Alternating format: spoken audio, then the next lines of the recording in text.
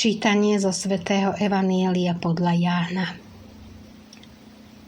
Mária stála vonku pri hrobe a plakala.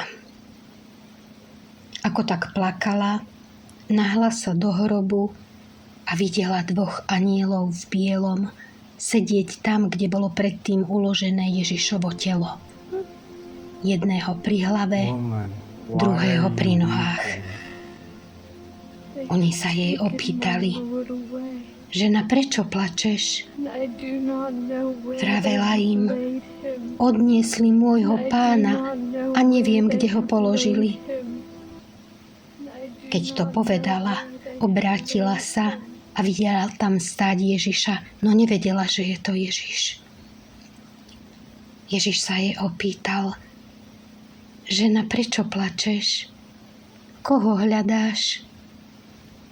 Ona mu v domnení, že je to záhradník, povedala: Pane, ak si ho ty odniesol, povedz mi, kde si ho položil a ja si ho vezmem.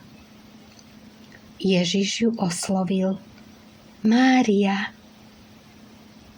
Ona sa obrátila a po hebrejsky mu povedala: Rabuni, čo znamená učiteľ. Ježiš jej povedal: Už ma nedrž, veď som ešte nevystúpil k Otcovi.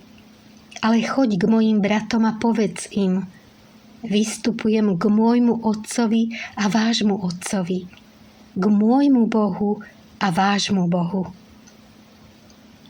Mária Magdalena išla a zvestovala učeníkom: Videla som Pána, a že jej toto povedal.